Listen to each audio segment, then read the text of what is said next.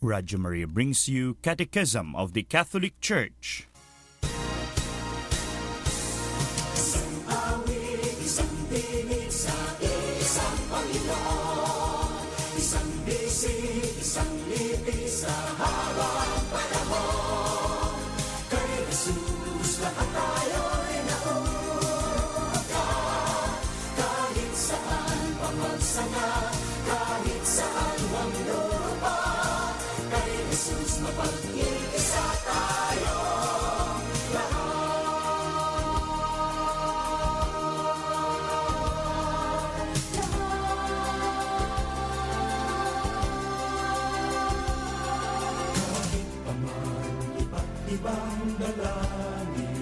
Isang mapagpalang pagbati at maligayang pakikinig sa lahat ng mga nakatutok ngayon sa ating himpilan ng Radio Maria, Bringing Christ into Your Home.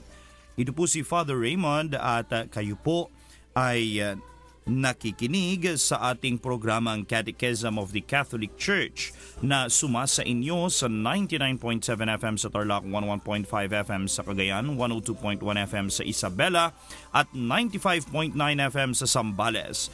Gayon din po naman sa iba't ibang dako ng daigdig ay nakararating po tayo at sa buong Pilipinas sa pamamagitan ng ating audio streaming sa ating website sa www.radiomaria.ph at sa website ng World Family of Radio Maria sa www.radiomaria.org. Sa atin naman po nga pakikipagkaisa sa Bedstop Network, tayo po ay nakakarating sa inyong mga tahanan at mga mobile units, lalong-lalo na sa www.eradioportal.com. Maaari na rin po natin i-download ang mobile application ng atin pong himpilan, ang World Family of Radio Maria sa App Store, Google Play Store, Windows Store. Sa atin pong mga tablets and cellphones, maaari na dahil dito mapakinggan ang tinig ng Diyos at ng mahal na ina. At siyempre sa mga probinsya ng Bataan, Bulacan, Pampanga at Tarlac, tayo nakararating sa pamamagitan ng Cable TV Channel 99 ng Comclark Technology and Affiliate Cable TV Networks at Cable TV Channel 81 naman sa mga bayan ng Concepcion at Capas sa lalawigan ng Tarlac sa pamamagitan ng Concepcion Pay TV Network. At ngayon ay bibigyan po natin ng daan ang some quick questions on the Blessed Virgin Mary. At ito po ay sa atin pong pagsusumikap na bigyang linaw ang ilang mga katanungan na ipinagkaloob po sa atin ng ilan sa ating mga tagapakinig at tagapagtangkilik. Ngunit bago po tayo magsimula, tayo po muna ay mag-alay ng isang panalangin.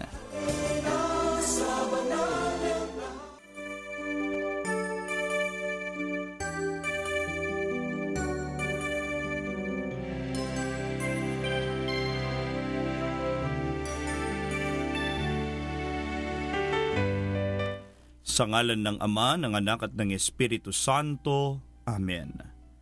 Panginoong Diyos, ipinagkaloob mo sa amin sa pamamagitan ng iyong anak na si Jesus, ang mahal na Birheng Maria, upang isang magandang modelo para sa amin na mga Kristiyano ng tahasang pagsunod sa kalooban mo. Hinihiling po namin na sana ay mas makita po namin ang kaningningan ng kaniyang pagiging masunurin upang mabigyan kami ng inspirasyon na tularan namin ang kaniyang patuloy na pagtugon ng oo sa iyong mga paanyaya.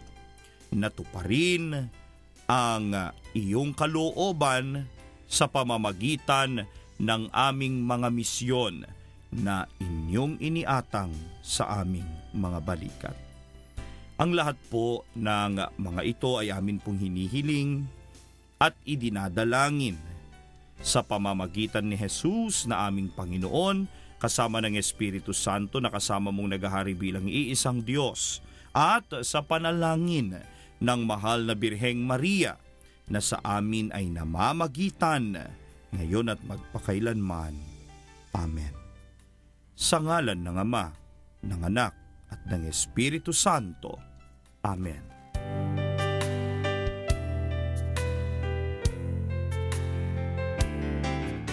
Welcome po sa atin pong programang Catechism of the Catholic Church. Ito po si Father Raymond at kayo po ay patuloy na nakikinig sa ating himpilan, ang Radyo Maria, Bringing Christ into Your Home.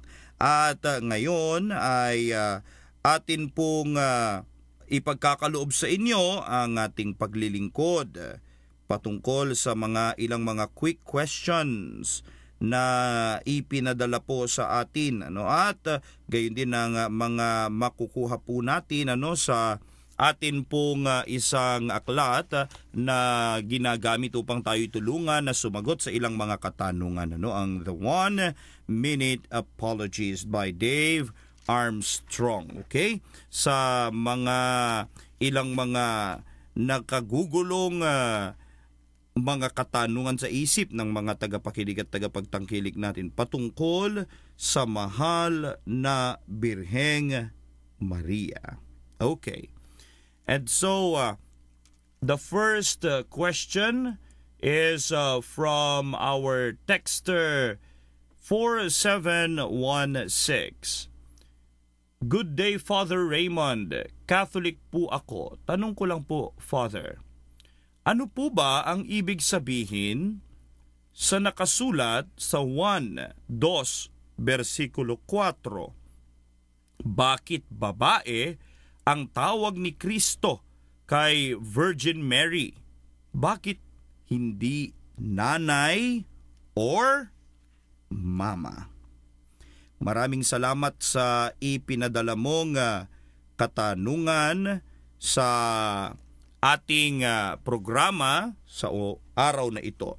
Ito ay isang bersikulo na madalas ginagamit para tayo ay linlangin patungkol sa ating paniniwala kay Maria at ang ating pamimintuho at paggalang at pag-ibig na ipinagkakaloob sa Kanya. Dahil may mga ilan na mga non-Catholics na nagsasabi sa atin na masyado yata ang mga Katoliko na pinaparangalan si Maria to the point na kung minsan, kung hindi man madalas, ito ang claim po nila ay nawawalan na ng lugar ang Panginoon dahil mas higit na nakikilala ang mahal na Birhen. At dahil dito ay napaparatangan tayo ng Mariolatry. Ano po ang ibig sabihin nun? Na sinasamba si Maria. Na si Maria ay siyang nagiging parabagang Diyos-Diyosan ng mga Kristiyano Katoliko. Okay. Unang punto po na nais po din naman nating bigyan ng linaw. Hindi po natin sinasamba si Maria. Si Maria ay ating pinaparangalan lamang. Katulad din naman natin siyang tao, nilikha ng Diyos, ngunit katangi-tangi. Dahil siya ang hinirang ng ating Panginoon, pinili at inihanda para maging ina ng ating tagapagligtas. At ang kanyang pagiging ina ng ating tagapagligtas, ang Diyos na nagkatawang tao, walang iba kung hindi ang salita na sumalaman ang ating Panginoong Hesukristo, ay higit na nakikilala natin yung mga bagay na ginawa ng Diyos kay Maria. Sa kanyang pagiging ina ng Diyos, nakikita natin ang mga katangi-tanging bagay na ang atin pong Ama sa langit ay gumawa ng mga kamangha-mangha at kagilagilalas na bagay sa pamamagitan ng kanyang pagkatao. Kaya nga ihemplo siya para sa atin dahil siya ay tinitignan natin bilang isang napakagandang modelo sa pagsunod sa kalooban ng Diyos at sa pagiging isang Kristiyano. Dahil kung meron man isang Kristiyano na nauna sa lahat ng mga Kristiyano sa pagiging Kristiyano, yan ay walang iba kung hindi ang mahal na Birheng Maria. Because to be a Christian is to accept Christ into one's life and build a relationship with Him. At sino ang unang gumawa nito? The Blessed Virgin Mary. When she said yes to the announcement of the angel to be the mother of the Savior, she became already a Christian because she accepted in her heart Christ our Savior, Jesus the Christ. And not only that, she at that very moment established a relationship with Christ. Okay, so malinaw po para sa atin ito. Pangalawa ay sa katanungan na atin pong natanggap. Bakit babae? Bakit hindi mama? Bakit hindi nanay? Okay, maraming salamat. Sa banal na kasulatan, ang palaging tawag sa Diyos ay Father, no? Lalong-lalo na sa ating Panginoong Jesucristo, sa Old Testament hindi masyado na ginagamit ang pagtawag sa Diyos bilang Father. Pero sa pamamagitan ng Panginoong Jesucristo, mas naging personal ang relasyon sa Diyos dahil tinatawag niya ang Diyos na Ama, Ama ko. Ngunit, merong isang katawagan doon na less formal pero more of a relational way of calling Father. At ano po iyon? Abba. No? Abba. Ang translation po ng Abba ay parang Papa, no? Daddy. Mas personal. Mas merong bigat. Mas makikita yung ugnayan. Ngayon, bakit kay Maria hindi tinatawag na mama or mommy? At kung titignan po natin sa banal na kasulatan, ang palaging tawag kay Maria ay Mother of Jesus or Mother of the Lord, Mother of my Lord, and so therefore Mother of God. Hindi personal yung ipinapakita na pagbibigay ng pagtawag kay Maria. You know, kasi merong intensyon ang banal na kasulatan na gustong ma-realize ng mga makababasa nito. Lalo't higit kapag pinalitaw ang isang katangi-tanging pagtawag kay Maria na siyang matatagpuan nga natin sa John chapter 2 verse 4. Ano yun? Babae. Very intentional ang pagkagamit ng salitang babae bilang katawagan kay Maria dahil higit pa sa relasyon ang nais ipakilala ni Jesus. Dahil kung ikaw bilang nagbabasa ng banal na kasulatan, sisimulan mo ang pagbasa sa Ebanghelyo ni San Juan, ano ang makikita mong mga pananalita? Sa English, 3 words. In the beginning. Saan pa sa ibang kasulatan sa Biblia mo makikita ang tatlong salitang ito na ginagamit bilang mga panimulang salita ng isang aklat ng Biblia? Buksan po ninyo ang aklat na pinakauna sa lahat ng mga aklat ng Biblia. Ang aklat ng Genesis. Makikita ninyo doon ang salitang in the beginning. Dahil ang sinasabi ng sumulat ng aklat ni San Juan, ang ebanghelyo na ito, you recall what happened in Genesis. In the beginning is God and God alone, putting order into everything. And here, in the beginning was the Word which is the power of God in putting order into everything. That Word which is creative, because it is the creative power of the Lord. Diba? Very intentional na sinasabi ng author of the Gospel of St. John, go and recall what happened in the first story that we can find in the sacred scripture. The story of God who is existing in the eternity, putting now therefore order into the chaotic reality, and so creating everything that we have right now, using His Word, and His Word who is with Him, that Word who is God, and the Word who was God, and that Word who is in the beginning with God. Dahil anong sabi sa verse 3? All things were made through Him, sa Gospel of St. John, chapter 1, ha? And without Him, nothing came to be, because the Word is the creative power of God. Now, dahil dinala na tayo doon sa aklat ng Genesis ng author of St. John, doon natin titignan ang konteksto ng lahat ng mga susunod na mga kwento.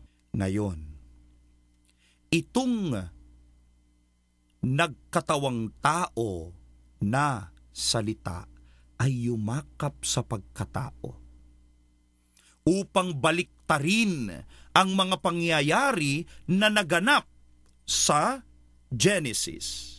Dahil yung unang tao na nilikha ng Diyos, ano ang pangalan?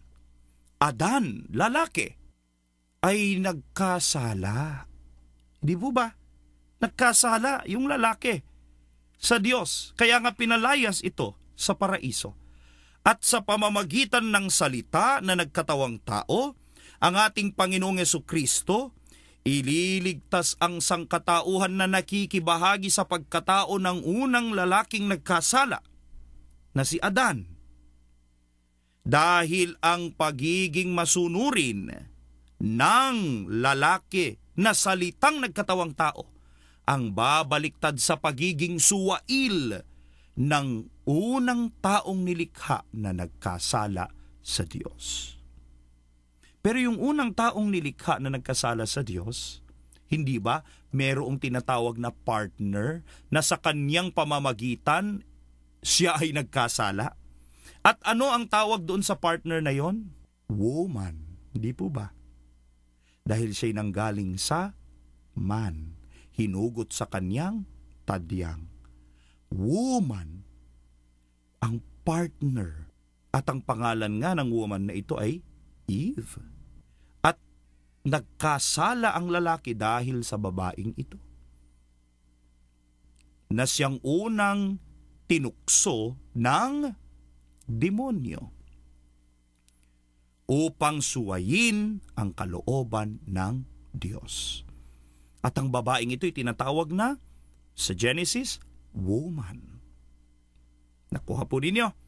Ngayon, pupunta po tayo sa tanong ninyo na John chapter 2 verse 4. Bakit si Maria tinawag ni Jesus na woman? Hindi mama, hindi papa. Because there is a deeper intention and reality na gustong ipakilala ng banal na kasulatan, that Mary is also the partner of the Word made flesh. That partner sa pagbabaliktad ng mga nangyaring sitwasyon sa Genesis. Dahil kung ang kasalanan ay ipinanganak sa mundo dahil sa pagkakasala na ginawa una ng babae at pagkatapos nung lalaki na sina Eva at Adan, ngayon naman sisirain ang kasalanan sa pamamagitan ng una, pagiging masunurin ng babae Si Maria, sumunod sa kalooban ng Diyos, tumugon sa paanyaya ng Diyos, at sa kanyang pagiging masunurin ay ang lalaki na magliligtas sa sangkatauhan iniluwal sa mundo dahil siya ang salita na nagkatawang tao. At itong babae na ito na siyang nagkaroon ng unang pagsunod sa paanyaya na tuparin ng isang misyon ay siyang partner ng new man na si Jesus sa teolohiya ni San Pablo Apostol. At ang new woman therefore ay walang iba kung hindi si Maria. Kaya yun ang intensyon, nung John chapter 2 verse 4, bakit ginamit yung salitang babae, woman, hindi mama, hindi nanay? Kasi mas malalim ang gustong ipahiwatig that the partner of Jesus in His work of glorifying the Father is the Blessed Virgin Mary. Kaya nga kung titignan po ninyo, nangyari ang pagtawag kay Maria dito sa Ebanghelyo ni San Juan as woman, saan? Sa first miracle, sa wedding feast at Cana. Anong sabi ni Jesus? Woman, your thoughts are not mine. My hour has not yet come. Ano naman ito sa akin? Hindi ko pa oras. Ang sabi ni Jesus sa babae.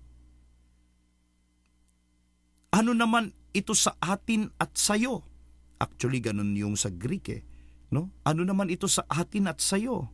Hindi ko pa oras. Pero ano ang ginawa ni Maria? Bumaling sa mga tagapaglingkod at sinabi niya, do whatever He tells you. At dahil alam ni Jesus na si Maria ang kanyang partner, He obliged. He did His first miracle.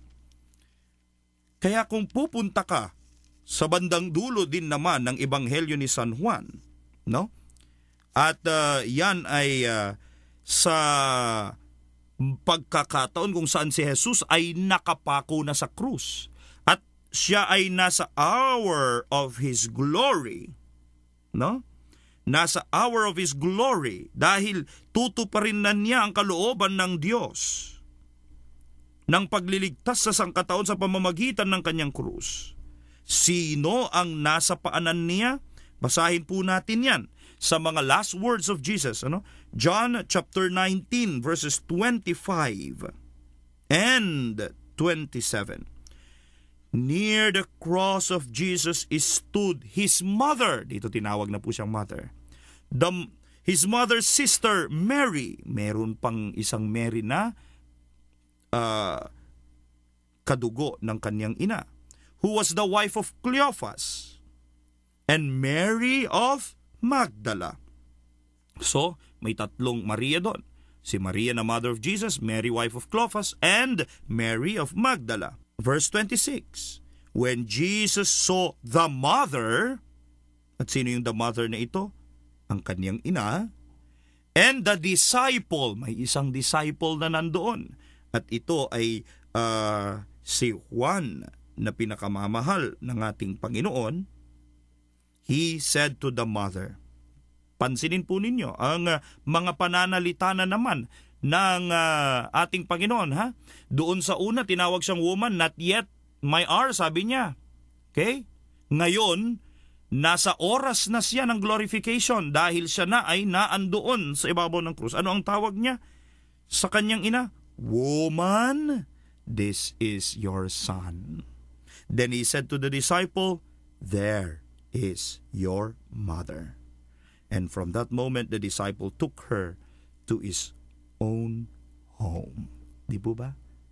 At the hour of glory, when the time of Jesus has come, when His hour of glorification has arrived, there is again the woman the Blessed Virgin Mary, who He entrusted to His disciple to become His mother.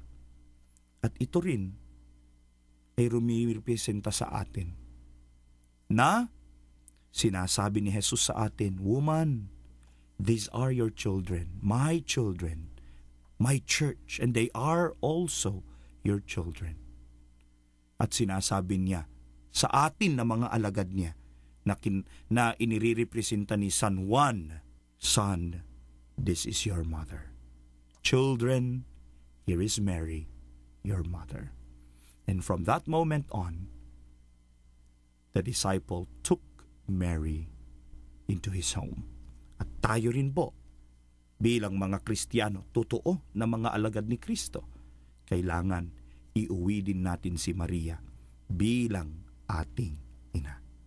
Sana'y nakapagdulot po tayo ng kaliwanagan sa inyo pong katanungan. Magbabalik po tayo dito sa ating programang Catechism of the Catholic Church.